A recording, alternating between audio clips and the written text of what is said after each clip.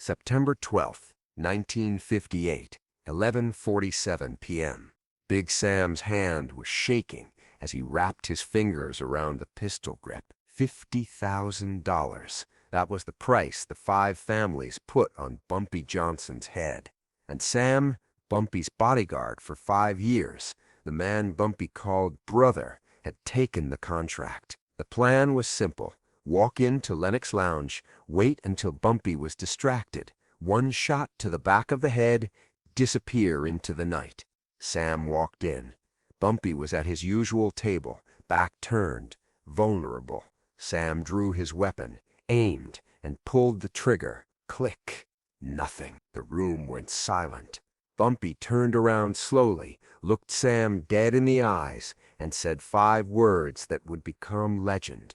"I've been counting on you." What nobody knew, what history books won't tell you, is that Bumpy Johnson had known about the hit for 3 weeks. And what he did in those 3 weeks didn't just save his life, it changed the rules of power in Harlem forever.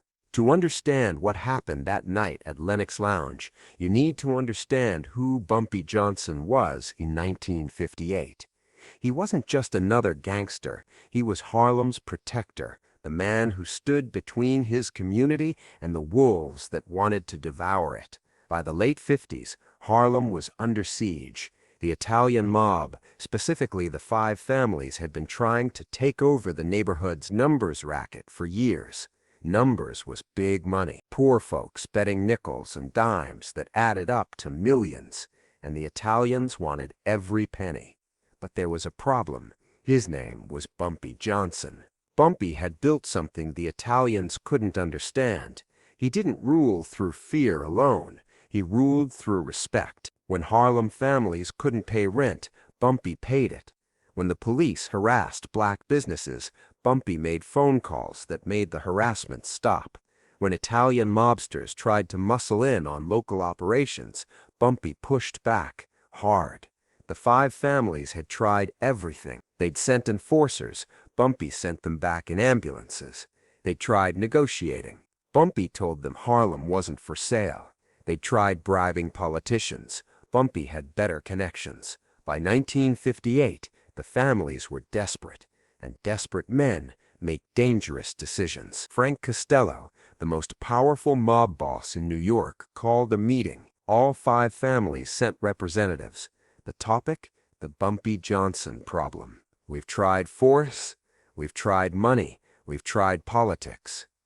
Costello said, his voice cold and flat, "None of it works. This man is untouchable." "So what do you suggest?" asked Carlo Gambino, lighting a cigar. Costello leaned forward. "We make him touchable. We find the one person he trusts completely, and we turn them." That's when someone mentioned Big Sam. Samuel Big Sam Foster had been with Bumpy since 1953. 6'4", 260 pounds of muscle and loyalty. He'd taken bullets for Bumpy twice. He'd been there when Bumpy's mother died. He'd been at Bumpy's side through wars with Dutch Schultz's old crew, through police raids, through everything. If anyone could get close enough to kill Bumpy Johnson, it was Big Sam. The families sent Tony, the collector, Marinelli, to make the approach. Tony was a specialist. He didn't break legs or crack skulls. He found weaknesses, and every man had a weakness. August 20th, 3 weeks before the shooting, Big Sam was leaving his apartment on 32nd Street when a black Cadillac pulled up. The window rolled down. Tony Marinelli sat in the back seat, smiling like an insurance salesman. "Sam, right? Big Sam, I've heard a lot about you." Sam's hand moved toward his waistband where he kept a 44. "Who's asking?" "A friend. Someone who wants to make you a very wealthy man." Tony gestured to the empty seat. 5 minutes. Hear me out. If you don't like what I say, you walk away. No hard feelings. Sam should have walked away right then. But curiosity is a dangerous thing. He got in the car. Tony didn't waste time. "You're a smart man, Sam. You know how this works. You're loyal to Bumpy, and that's admirable. but loyalty doesn't pay for your daughter's medical bills. Sam's jaw tightened. His youngest daughter, Keisha, had been sick with tuberculosis for 6 months. The treatments were expensive. The hospital bills were piling up. Sam had asked Bumpy for help, and Bumpy had given him $2,000, but it wasn't enough. It was never enough. Tony opened a briefcase. Inside were neat stacks of $100 bills. $50,000, that's what we're offering. Enough to pay every medical bill, enough to move your family somewhere safe, somewhere clean where your daughter can breathe. For what? Sam asked, though he already knew the answer. One bullet, one moment. You walk into Lenox Lounge on September 12th. Bumpy will be there like he always is on Friday nights. You wait until he's distracted. One shot to the back of the head. Quick, clean. Then you disappear. We have a car waiting. New identities for your whole family. By morning you'll be in Miami. By next week you'll be someone else entirely. Sam stared at the money. $50,000. His daughter's life. His family's future. All for one trigger pull. And if I say no, Sam asked quietly. Tony's smile faded. Then your daughter dies slowly in that charity ward hospital. Then you keep working for Bumpy, watching your back every day, knowing that one day a bullet with your name on it is coming, because that's how this life ends. Sam, you know it. I know it. The only question is whether you die poor or rich. Sam got out of the car without saying a word, but the briefcase stayed with him. Tony had left it on the seat, the stacks of money visible. Tempting. That night Sam couldn't sleep. He kept seeing his daughter's face, her labored breathing, the way she tried to smile through the pain. He kept seeing that briefcase full of money. Enough money to save her. Enough money to give his family a real life. 3 days later, Sam made his decision. He called the number Tony had left him. I'm in, Sam said, but I want the money up front, half now, half after. Done, Tony replied. Welcome to the winning side. What Big Sam didn't know, what Tony didn't know, was that before Sam even got into that Cadillac, Bumpy Johnson already knew about the approach. Bumpy Johnson didn't become the king of Harlem by trusting people. He became king by knowing people, by understanding that every man has a price, every man has a weakness, and every man can be bought or broken. Bumpy had eyes everywhere. Bartenders, shoe shine boys, cab drivers, janitors, people nobody noticed, people the Italian mob never thought to pay attention to. And one of those people, a parking attendant named Jerome, had seen Tony Marinelli's Cadillac pull up outside Sam's apartment. He'd seen Sam get in. He'd written down the license plate. 2 hours later, Jerome was in Bumpy's office above Small's Paradise Jazz Club. Tony Marinelli's car, Jerome said, sliding a piece of paper across the desk, parked outside Big Sam's place this morning. Sam got in, stayed for 5 minutes, got out. Bumpy looked at the paper, then at Jerome. You sure it was Marinelli? Positive. I've seen him before. Collects from the Italian joints on the east side. Bumpy was silent for a long moment. Then he opened his desk drawer, pulled out $500 and handed it to Jerome. You didn't see anything. You weren't there, understand? Yes, sir, Mr. Johnson. After Jerome left, Bumpy sat in his office for 2 hours, thinking. Sam had been with him for 5 years. Good years, loyal years. They'd been through wars together. Bumpy had trusted him with his life, but now the Italians were in Sam's ear. And if there was one thing Bumpy knew about desperate men, it was this. They made bad choices. Bumpy could have killed Sam right then. One phone call and Sam would disappear into the East River. That's what most men in Bumpy's position would have done. Eliminate the threat, move on. But Bumpy Johnson wasn't most men. Over the next 3 weeks, Bumpy watched Sam carefully. He saw the way Sam's hands shook sometimes. He saw the worry in Sam's eyes. He saw a man struggling with an impossible choice, loyalty or survival. And Bumpy made a decision. He wouldn't kill Sam. He'd teach him. Bumpy called in a favor from a gunsmith in Brooklyn, a man named Victor, who'd been modifying firearms for Bumpy for 15 years. "I need you to do something for me," Bumpy said. "I need you to make a gun that doesn't work." Victor was confused. "You want a broken gun?" "No, I want a gun that looks perfect, feels perfect, but when you pull the trigger, nothing happens.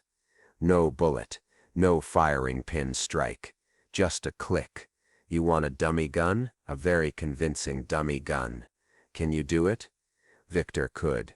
Within 3 days, he delivered a modified .38 special that looked identical to Sam's service weapon. Same weight, same feel, but completely inoperable.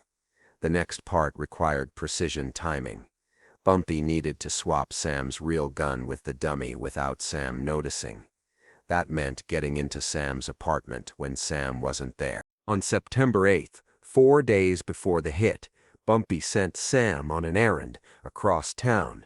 "I need you to pick up an envelope from a contact in the Bronx. It's important. Don't come back without it." The errand would take Sam at least 3 hours, plenty of time. While Sam was gone, Bumpy and his most trusted associate, a man named Illinois Gordon, entered Sam's apartment. They found Sam's gun in a shoebox under the bed, exactly where Bumpy knew it would be. They swapped it with Victor's dummy gun. Sam would never know the difference. Now Bumpy had to wait. He had to let Sam make his move, because if Bumpy confronted Sam before the assassination attempt, Sam could deny everything. The Italians could find another traitor. The cycle would continue. No, Bumpy needed Sam to pull the trigger. He needed Sam to commit. And then, in that ultimate moment of betrayal, Bumpy would reveal the truth, not just to Sam, but to every person in that room, to all of Harlem, to the 5 families. The message would be clear. You can't kill Bumpy Johnson because Bumpy Johnson is always 3 moves ahead. September 12, 1958, 11:47 p.m., Lenox Lounge. The club was packed that night. 300 people, musicians, hustlers, businessmen, politicians. Friday night in Harlem meant jazz, cognac, and conversations that shaped the neighborhood's future. Bumpy was at his usual corner table with 2 city councilmen discussing a new housing development in Sugar Hill. He wore an impeccable gray suit, his trademark fedora resting on the table beside an untouched glass of Hennessy. Big Sam arrived at 11:30. He'd been drinking, not enough to be drunk, but enough to steady his nerves. In his jacket pocket was the .38 special, the gun he'd been carrying for 5 years. The gun he thought would make him $50,000 richer. Sam positioned himself near the bar, watching, waiting. Bumpy had his back turned, focused on the conversation, vulnerable. At 11:47, Sam made his move. He walked through the crowd, hand inside his jacket, gripping the pistol. Nobody noticed. Sam was always near Bumpy. He was the bodyguard. His presence was normal, expected. Sam came up behind Bumpy's chair, 6 feet away, then 4, then 2. He drew the gun. The bartender saw it first. His eyes went wide, but before he could shout a warning, Sam had already aimed at the back of Bumpy's head and pulled the trigger. Click. The sound of a firing pin hitting nothing echoed in that suddenly silent room. The jazz band stopped mid-note.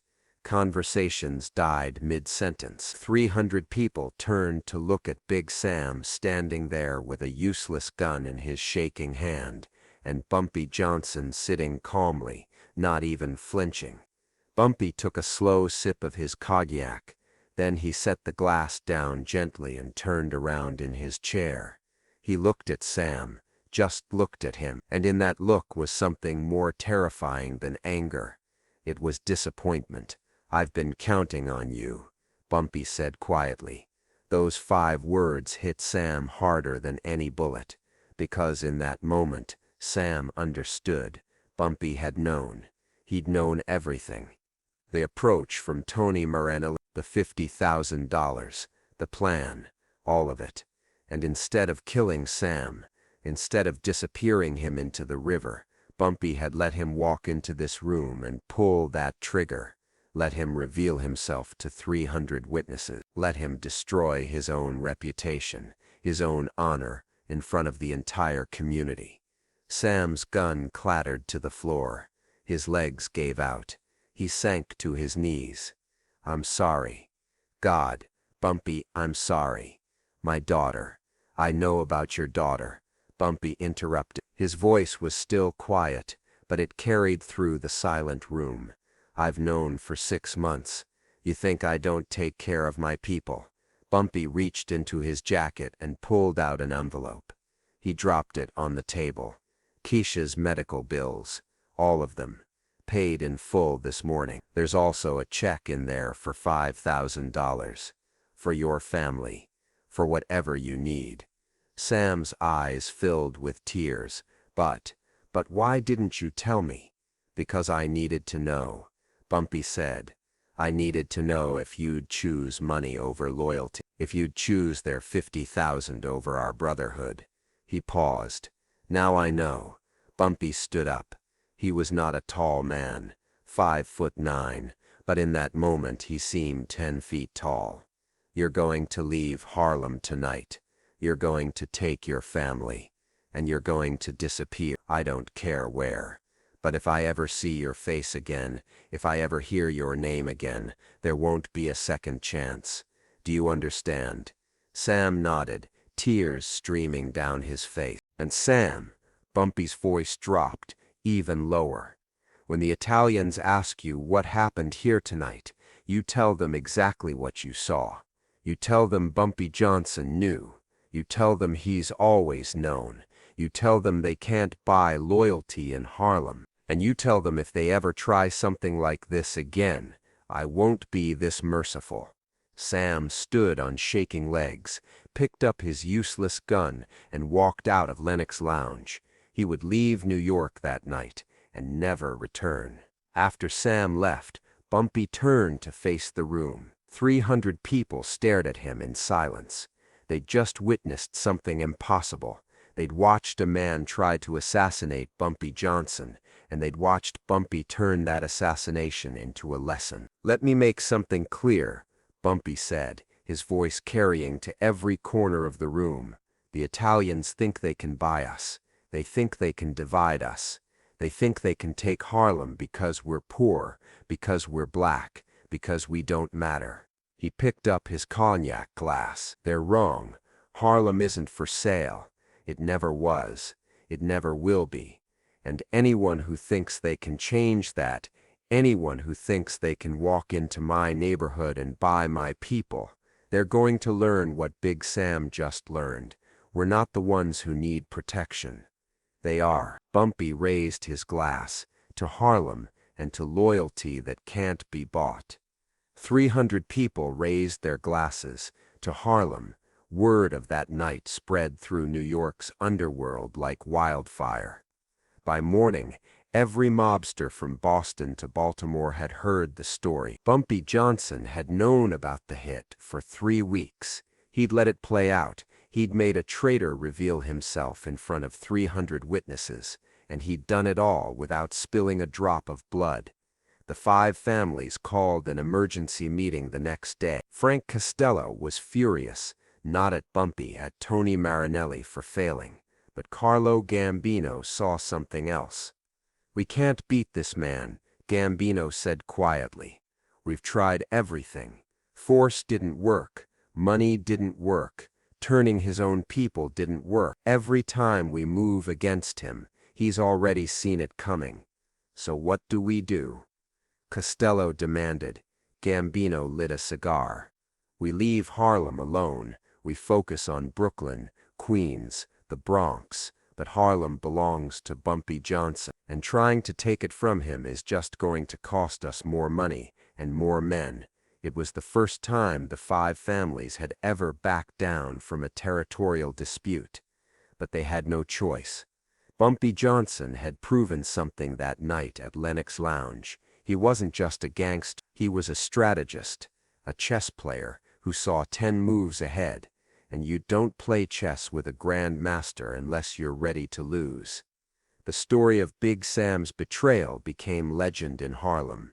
People told it for decades, passed it down to their kids, their grandkids. It became more than just a story. It became a lesson about loyalty, about staying 3 steps ahead, about what real power looks like.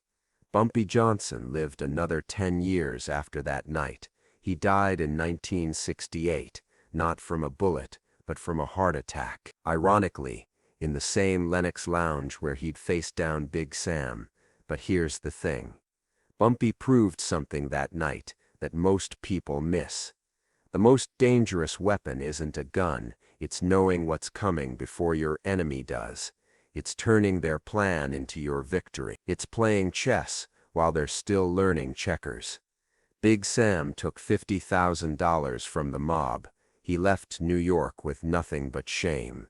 And Bumpy, he went back to his corner table, finished his cognac, and kept being the king of Harlem. If this story moved you, hit that subscribe button. Drop a like if you understand that respect isn't given, it's earned. And leave a comment.